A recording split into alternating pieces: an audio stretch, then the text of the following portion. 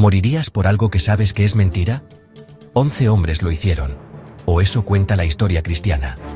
Eran pescadores, cobradores de impuestos, soñadores comunes, que se convirtieron en los testigos más valientes de la humanidad. Persiguieron, torturaron y mataron a casi todos, pero ninguno negó lo que había visto. Un hombre crucificado, que volvió a la vida. Hoy descubrirás por qué los apóstoles de Jesús prefirieron morir antes que negar la verdad de la resurrección. Y al final, tú decidirás si fueron engañados o transformados por lo imposible.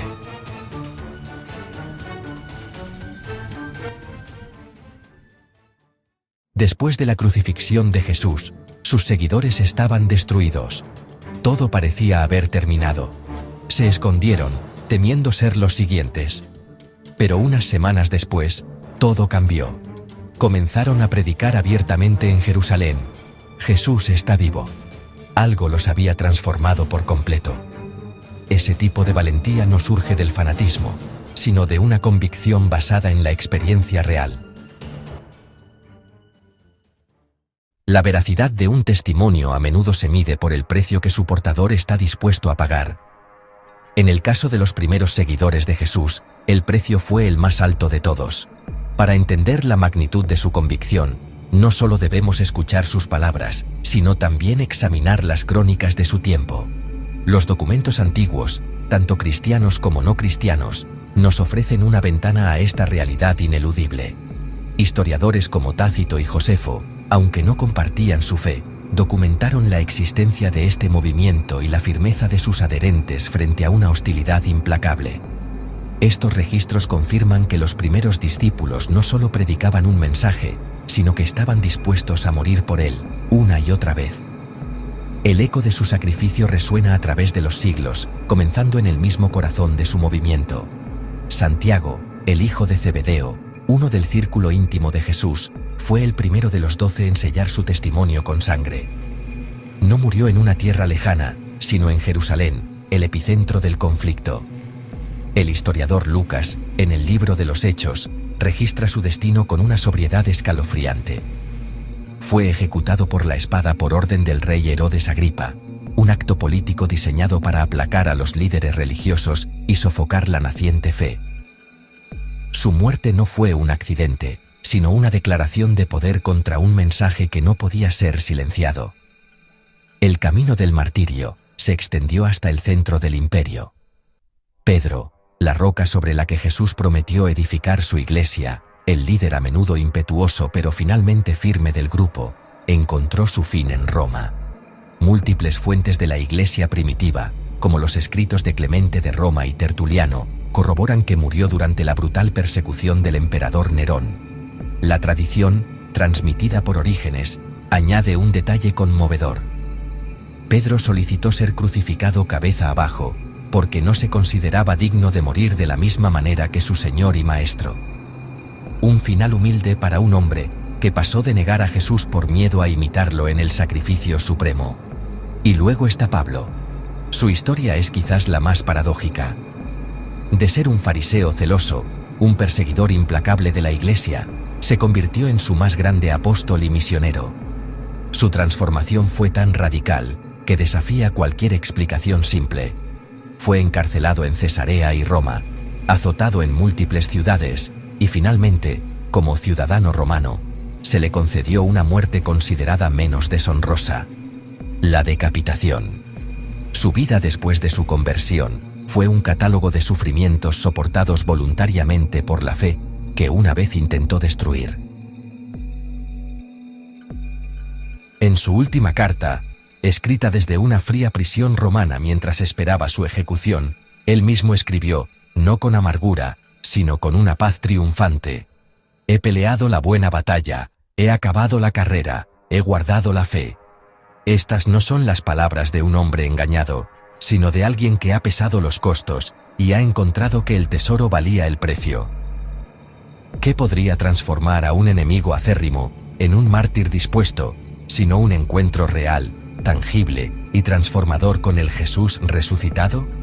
La historia nos presenta sus muertes no como una tragedia, sino como la evidencia final de su testimonio. no todos fueron fieles.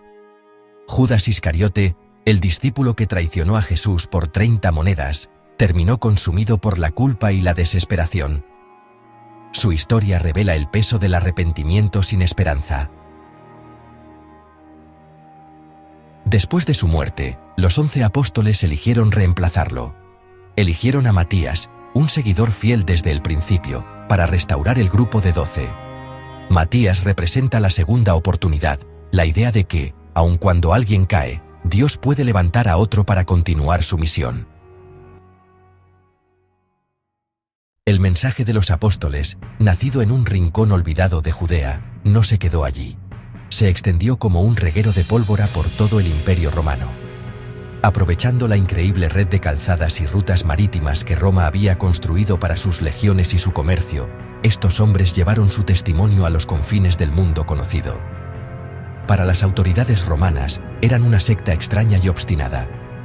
Su negativa a participar en el culto imperial, a quemar incienso ante la estatua del César, no era solo una ofensa religiosa, sino un acto de traición política. A pesar de las torturas, los azotes y las amenazas de una muerte horrible, los registros históricos y las tradiciones más antiguas coinciden. Nunca se retractaron. Su convicción era inquebrantable. La tradición nos cuenta que Tomás, el apóstol que una vez dudó, emprendió uno de los viajes más audaces. Siguiendo las antiguas rutas comerciales de las especias, llevó la fe hasta la lejana India. Allí, en una tierra de culturas y dioses completamente diferentes, estableció una comunidad de creyentes que perdura hasta nuestros días. Su final, según los relatos, llegó mientras oraba. Fue atravesado por lanzas, sellando su testimonio con su propia sangre. Andrés, el hermano de Pedro, viajó hacia el norte, por las costas del Mar Negro, en lo que hoy es Grecia y Turquía. Su predicación lo llevó a Patras, donde enfrentó al procónsul romano. Se negó a sacrificar a los ídolos, y por ello, fue condenado. La tradición dice que pidió ser crucificado en una cruz en forma de X, considerándose indigno de morir de la misma forma que su maestro. Testigos de la época relatan que, durante 2 días, siguió predicando desde la cruz, orando y cantando hasta su último aliento.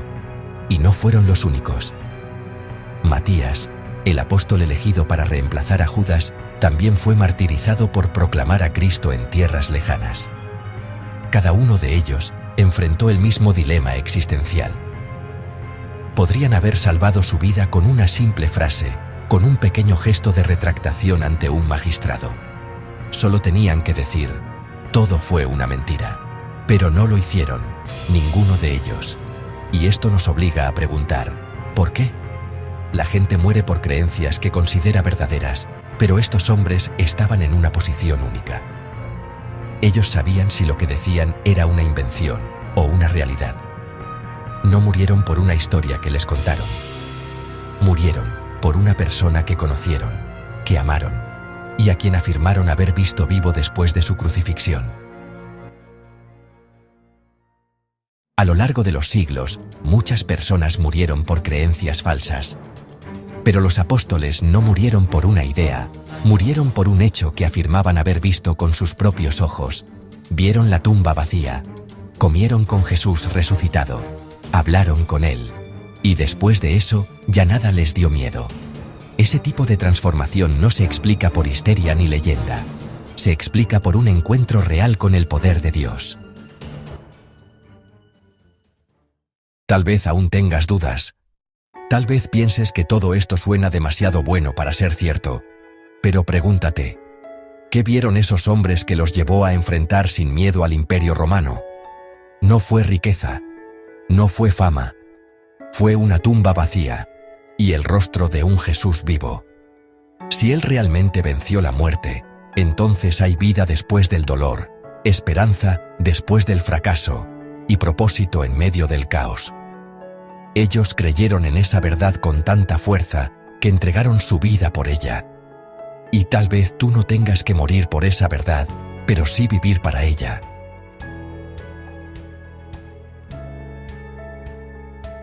La verdad no siempre se demuestra con palabras, sino con vidas dispuestas a perderlo todo por ella.